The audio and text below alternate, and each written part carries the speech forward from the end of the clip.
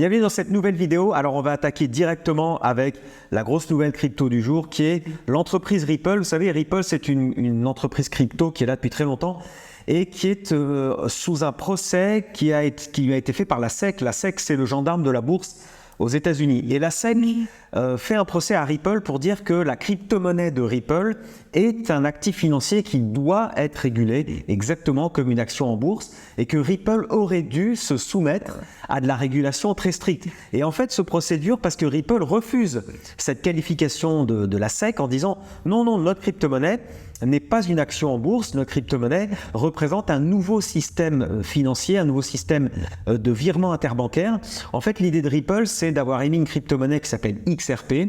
Et l'idée de Ripple, c'est de proposer un système blockchain qui améliorerait, mais de manière assez spectaculaire, les virements entre les États, les virements interfrontaliers, comme aujourd'hui le système SWIFT le fait pour le système financier monétaire traditionnel.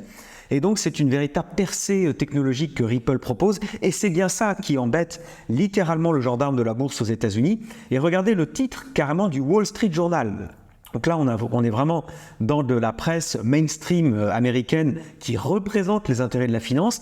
Et voyez comme le titre est sans équivoque, quoi. Le Wall Street Journal dit Ripple est littéralement en train d'exploser, on va dire d'exploser la SEC dans son effort de réguler la crypto. Donc c'est très intéressant de voir que le Wall Street Journal, l'institution la plus importante des États-Unis, reconnaît que les juges vont à l'encontre de cette régulation très forte et très stricte que voudrait le gendarme de la bourse aux États-Unis, qui est la SEC. Et en fait, Ripple, c'est vraiment intéressant de comprendre ça. Ripple a proposé une nouvelle innovation, une véritable innovation blockchain pour faciliter les virements interfrontaliers qui aujourd'hui sont faits par SWIFT, qui est beaucoup trop lent, qui est beaucoup trop coûteux. Et avec Ripple et la blockchain, tout ça pourrait se faire de manière extrêmement rapide avec des coûts très minimes. Donc ça intéresse toutes les banques, ça intéresse toutes les institutions, mais les banques, les institutions voudraient récupérer ce système à leur profit, évidemment. Ripple est en train de batailler très ferme. C'est vraiment une lutte absolument incroyable à laquelle on assiste, qui dure déjà depuis plus de 2 ans. Les juges ont vraiment du mal à distinguer le bon grain de l'ivraie. Mais là, un juge à New York a dit oui, effectivement, quand on propose de la crypto-monnaie au grand public via des exchanges, en tout cas quand Ripple proposait sa crypto XRP sur les exchanges, eh bien, ce n'est pas un actif financier. Il n'y a pas besoin de se soumettre à de la régulation. Et c'est vraiment étonnant que le New York Times parle de ça. Et maintenant, je vous montre, c'est très intéressant de voir que la façon dont les institutions rentrent dans le domaine crypto sans vous le dire, de manière extrêmement discrète, accompagné par le gendarme de la bourse qui évidemment ne veut pas lutter contre les crypto-monnaies mais veut récupérer les crypto-monnaies à son actif, à l'actif des grandes institutions. Ce qui est très frappant, si vous regardez ici les cryptocurrency mining stocks, alors les compagnies qui font du minage de Bitcoin. Pour rappel, le minage de Bitcoin, c'est ça. Avant, c'était quelques ordinateurs 2009, 2010, 2011. Chacun pouvait essayer de miner du Bitcoin avec son ordinateur. Vous voyez que le minage de Bitcoin aujourd'hui, ce sont ça. Ce sont des entrepôts, des hangars gigantesques dignes des hangars de Airbus qui peuvent contenir des millions d'ordinateurs. Ces millions d'ordinateurs vont travailler activement pour décrypter l'énigme mathématique, l'énigme algorithmique de la blockchain Bitcoin pour résoudre cette énigme et enfin pouvoir miner un bloc. Donc toutes les 10 minutes, vous savez qu'un bloc, donc l'ensemble des transactions de Bitcoin sont verrouillées dans une base de données, définitivement dans une base de données qu'on va appeler un bloc. Et le mineur va être récompensé par des bitcoins qui vont être émis par le réseau. Et ces bitcoins-là vont ensuite être revendus sur le marché. Et il faut le savoir, vous avez ici des grandes compagnies de minage de bitcoin, vous voyez, comme Riot, qui sont cotées au Nasdaq, Marathon qui est coté au Nasdaq.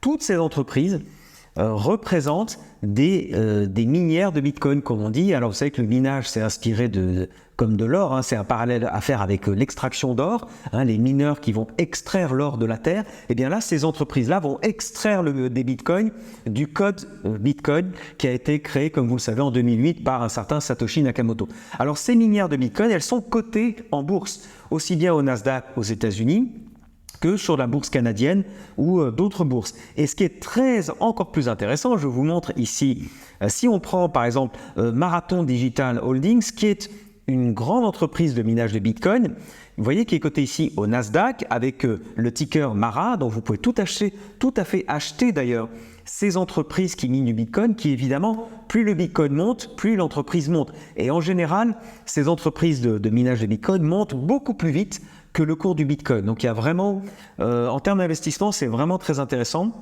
Si vous regardez qui sont les actionnaires, vous voyez ici vous avez le top 10 des actionnaires de Marathon Digital. Eh bien, regardez bien, ça c'est stupéfiant.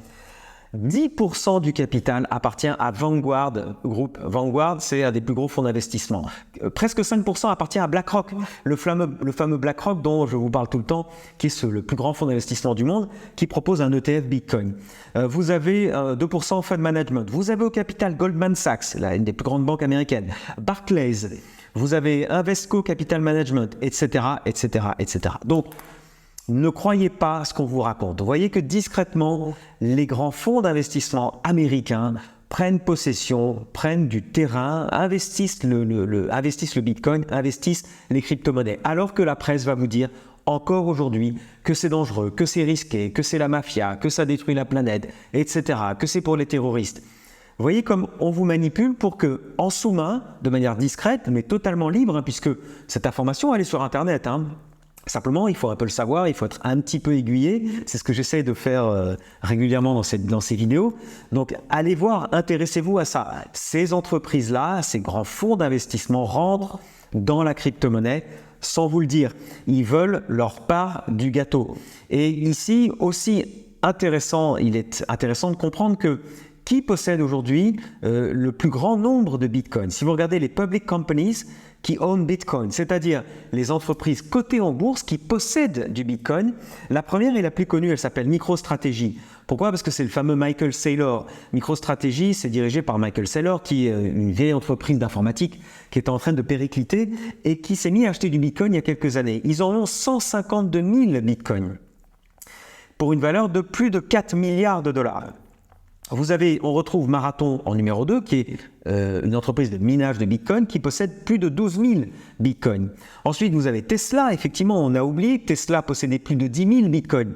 Parce que souvenez-vous, Elon Musk, depuis déjà les années 2019-2020, s'est mis à acheter énormément de Bitcoin, à investir la trésorerie de Tesla en Bitcoin. Et ça lui fait quand même plus de 300 millions de valeur de Bitcoin. Vous avez aussi d'autres minières. Vous avez Coinbase ici, qui est le plus grand exchange aux États-Unis, qui possède 9000 bitcoins, etc., etc., etc. Donc, intéressez-vous, allez voir aussi qui possède du bitcoin. Vous allez comprendre que les grandes institutions, les grands exchanges, voilà, beaucoup de gens se positionnent sur le bitcoin. Donc ça, c'est vraiment à suivre de près. Maintenant, si on revient sur l'économie globale, très intéressant aussi de comprendre, souvenez-vous, je vous parle aussi de l'inflation et de l'économie globale parce que les crypto-monnaies vont être progressivement conçues, compris comme une valeur refuge par rapport à la monnaie qui se dévalue en permanence puisqu'il y a de l'impression monétaire qui va continuer, vous allez voir. Aujourd'hui, on parle de l'inflation, donc les États-Unis crient victoire en disant ça y est, on a réduit l'inflation à 3%, qui était l'objectif. L'objectif, c'est 2%. Mais enfin, c'est spectaculaire. L'inflation était à 10%. Donc, ils disent, voilà, hurrah, nous avons vaincu l'inflation à 3%. Mais qu'est-ce qui s'est passé? Je vous l'ai dit en janvier. Les États-Unis ont changé la méthode de calcul de l'inflation. Donc, l'inflation ne prend plus en compte certains produits, les fruits et légumes, etc.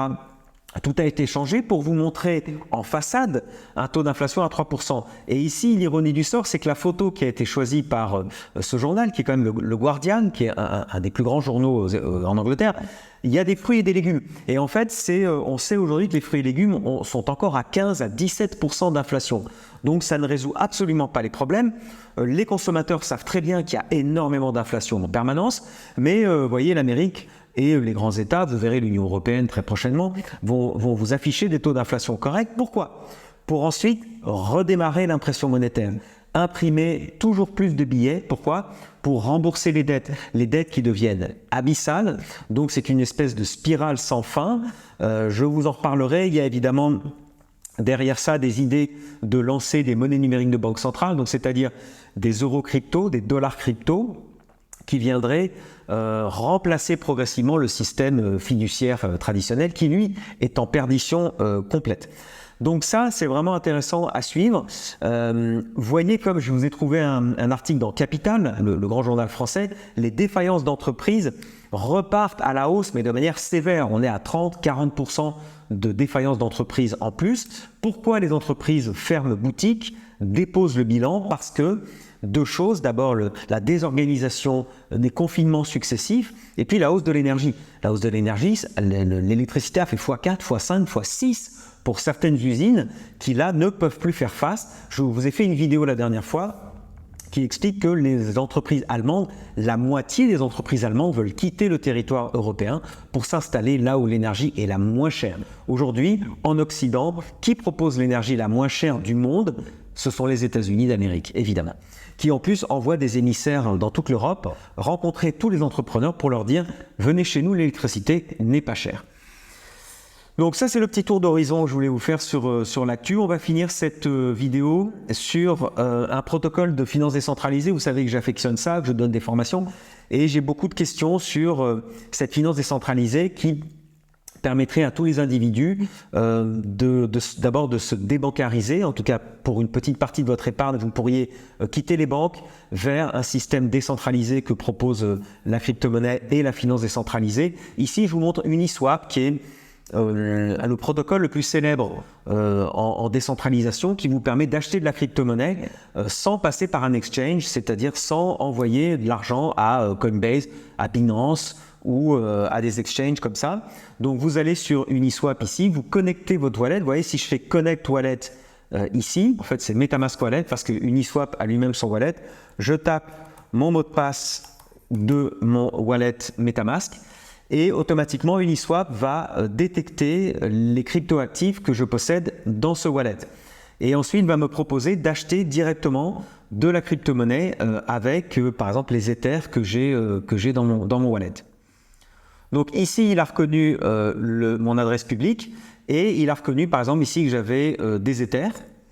Donc, je vais ici échanger, donc je vais faire un swap, ce qu'on appelle un swap, entre mes Ethers. Non, d'ailleurs, je vais prendre plutôt du DAI.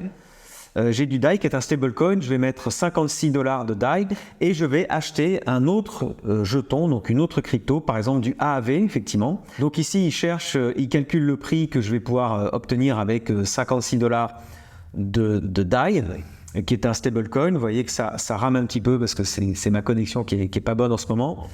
Et automatiquement, je vais pouvoir swapper mon DAI. Ici, vous voyez qu'un AAV correspond à 70 DAI, donc à peu près 70 $. Donc, je vais avoir 0,80 AAV avec du DAI. Donc, si je clique sur échanger, j'ai un taux de change, j'ai des frais de réseau vraiment beaucoup trop forts de 8 $ parce que je suis sur Ethereum. Donc, la prochaine fois, je vous montrerai comment aller sur un protocole sur une sidechain comme Polygon pour swapper vos cryptos avec des frais plutôt de 1 ou 2 centimes plutôt que 8 $. Et si je confirme l'échange ici, à ce moment-là, ça ouvre mon wallet MetaMask qui va me demander d'établir la transaction. Donc voilà, le wallet s'ouvre maintenant. Donc, je vous remercie pour votre attention. N'oubliez pas de liker la vidéo et de vous abonner à la chaîne. Il y aura encore plein d'autres vidéos comme ça. Et surtout, faites vos propres recherches. Ne croyez pas tout ce qu'on vous raconte. Et j'essaierai de vous décrypter encore plus de choses. À bientôt. Ciao.